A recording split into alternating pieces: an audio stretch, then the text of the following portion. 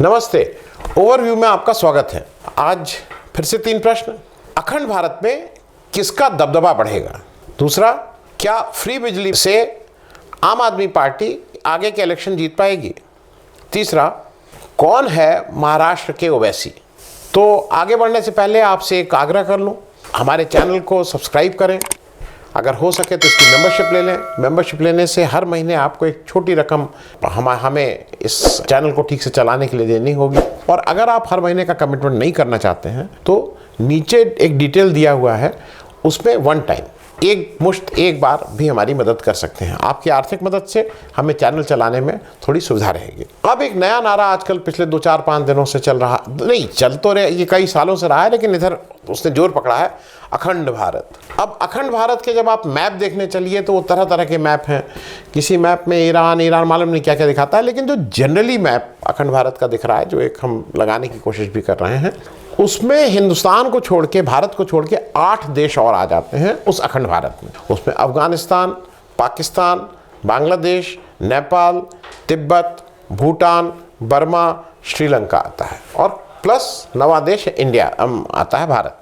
अब इसमें एक चीज़ ज़रा समझने वाली है, जो मतलब मुझे लगता है कि इसका आंसर मेरी समझ में नहीं आता है। मैं एक आपको दे रहा हूँ लिस्ट कि कहाँ कितने मुसलमान हैं किस देश में।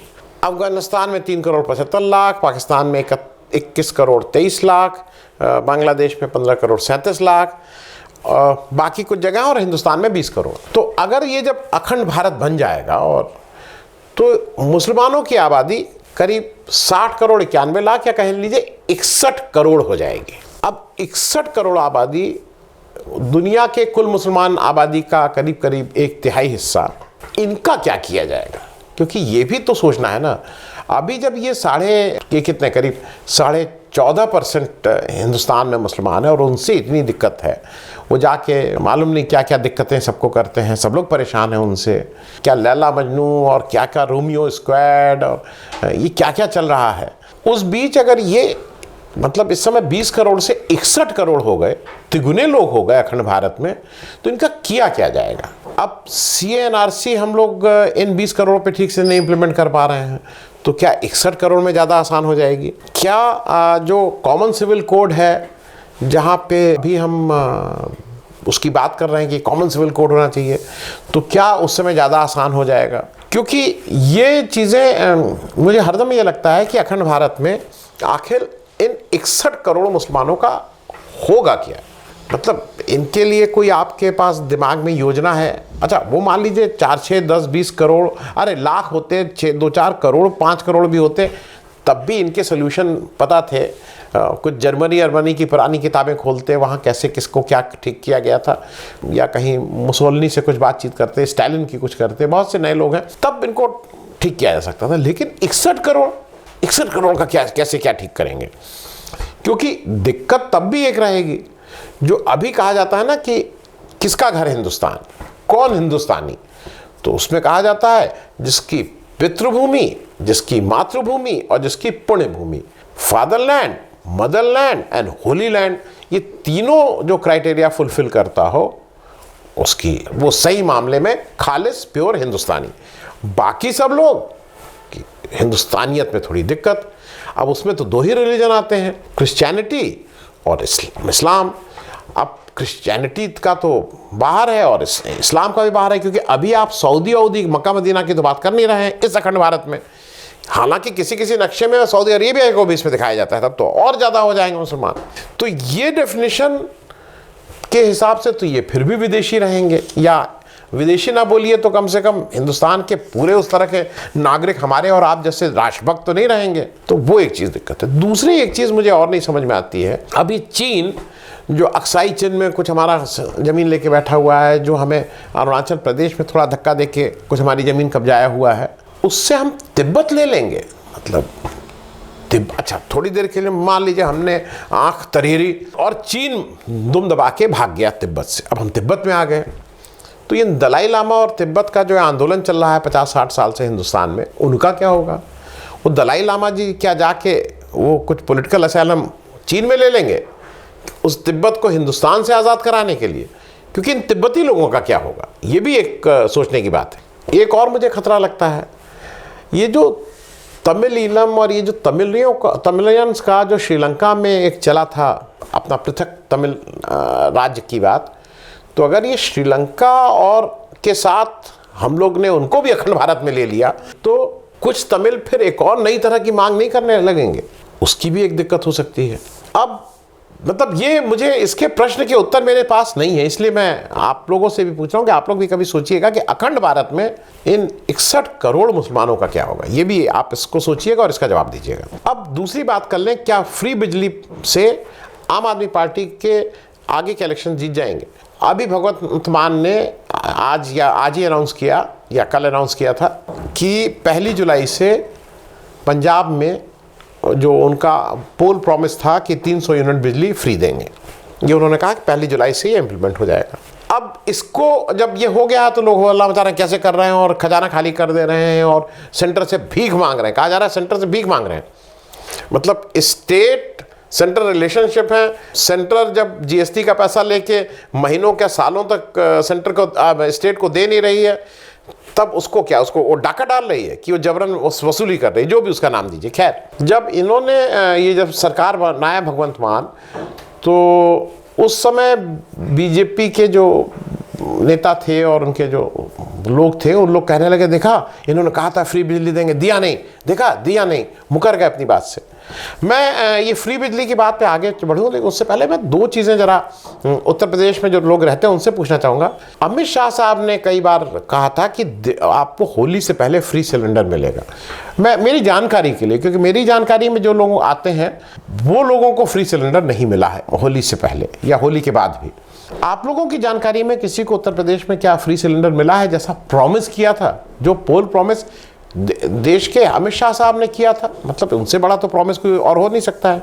दूसरा, जो कहा था कि आते ही हम 30 दिन के अंदर कि 15 दिन के अंदर कि 10 दिन के अंदर गन्ने का पुराना बकाया सब साफ कर देंगे, तो क्या गन्ने का सब बकाया साफ हो गया, सब पेमेंट हो गया है? ये अगर किसी को जानकारी हो और सब पेमेंट हो गया हो तो वो जरा जानकारी मेरी भी ज्ञान बढ़ा दीजिएगा। देखिए, जो ये फ्री बिजली की बात कर रहे हैं ना, आम आदमी के पास एक सक्सेसफुल मॉडल दिल्ली का है और दिल्ली के सक्सेसफुल मॉडल में वो फ्री बिजली को दे रहे हैं और उसको उन्होंने सस्टेन किया हुआ है। अब अगर वो उस मॉडल को पंजाब में भी इंट्रोड्यूस कर देते हैं तो एक बड़ी बात होगी, क्योंकि ये जो ये है ना कि फ्री बीज दे रहे हैं लोगों के, वो कर रहे हैं।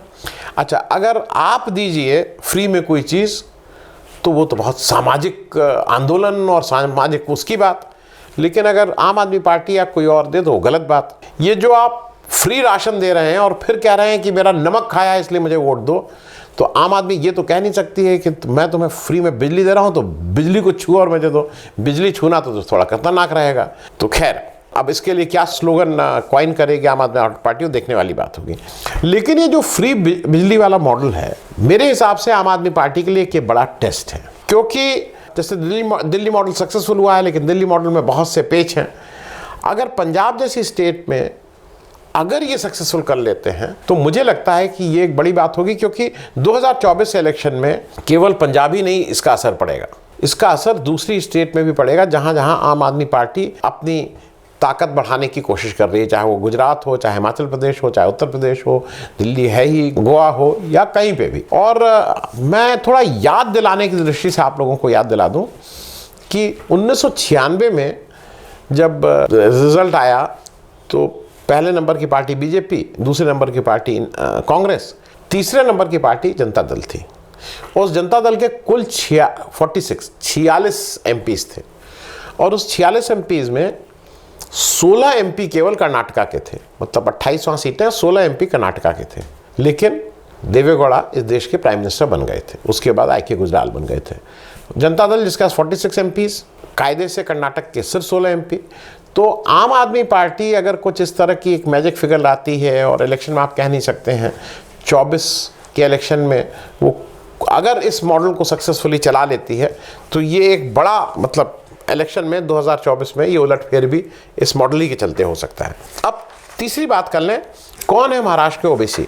संजय राउत जी ने एक स्टेटमेंट बड़ा दिया, उन्होंने कहा है कि जो राज ठाकरे साहब हैं वो महाराष्ट्र में ओवैसी वाला काम कर रहे हैं। ओवैसी साहब वाला क्या काम कर रहे हैं? ओवैसी वाला साहब का काम ये कर रहे हैं कि वो इनडायरेक्टली और डायरेक्टली भाजपा की मदद कर रहे हैं। देखिए वहाँ पे जरा महाराष्ट्र को एक बार समझ लेना होगा, वहाँ एक नया प्रयोग हो रहा है। वहाँ एक नया प्रयोग ये हुआ है कि शिवसेना, एनसीपी और कांग्रेस मिलके एक सरकार चला रहे हैं। उसमें दो लोगों को क्रेडिट देने वाली बात है। सबसे बड़ा क्रेडिट एक उद्धव ठाकरे, जो बहुत शांति से, बहुत धैर्यपूर्वक, बिना प्रोवोक हुए वो सरकार को चला रहे हैं, जहाँ से केंद्र सरकार अब मुझे लगता है कि हफ्ते, रोज नहीं, हर घंटे पे कुछ ना कुछ वहाँ प्रोवोक कर रही है, कुछ ना कुछ तंग कर रही है वहाँ, लेकिन वो फिर भी धैर्यपूर्वक उसको चलाया जा रहा है। लेकिन उसको ड्राइव करने के पीछे कहीं ना कहीं मुझे ऐसा लगता है कि शरद पवार जी की जो स्टेट्समैनशिप वाले जो गुण हैं वो भी काम कर रहे हैं। तो एक तो ये है। दूसरा मुझे ये लगता है कि आज की तारीख में राज ठाकरे जी कुछ भी कहें, उद्धव ठाकरे ने जब भी कहीं पब्लिक इस तरह का हुआ है तो राज ठाकरे को सम्मान हरदम दिया है। अगर आपको याद हो शपथ ग्रहण था इनका, तो उनको स्टेज पे बुलाना, आगे की कुर्सी पे बिठाना, वो सम्मान दिया था। लेकिन जो ये राज ठाकरे साहब की महाराष्ट्र नवनिर्माण सेना है वो कुछ कर नहीं पाई इलेक्शन में। एज अ मतलब इलेक्शन परफॉर्मेंस वो नॉन स्टार्टर रहे हैं। वो कोई उनका कोई दबदबा नहीं आया है किसी भी उसमें। अब इस समय राज ठाकरे को लगता है कि शिवसेना का बीजेपी के अगेंस्ट जाने से वो जो हार्ड हिंदुत्व की जगह है वो एक स्पेस उसको जो शिवसेना से खाली हुआ वो उसको मिल जाएगा। वो उसको लगता है कि हम इसके लिए बिल्कुल वो हैं और हम इसको भर देंगे। वो आज मालूम नहीं वो हनुमान चालीसा भी पढ़ रहे हैं और उन्होंने ये भी कह दिया है कि मस्जिदों से वो अजान ना हो इत्यादि इत्यादि। राज ठाकरे बिल्कुल हार्ड हिंदुत्व की इस समय बात कर रहे हैं। अच्छा, इधर बीजेपी को क्या लगता है? बीजेपी को ये चीज़ बिल्कुल क्लियर है कि ये तीन पार्टीज अगर मिलकर इलेक्शन लड़ रही हैं तो चाहे वो स्टेट इलेक्शन हो चाहे वो लोकसभा का इलेक्शन हो, BJP doesn't stand a chance. अगर ये तीन लोग एक साथ मिल जाते हैं तो बीजेपी की तो जो अभी सीटें हैं उससे और कम सीट हो जाएंगी।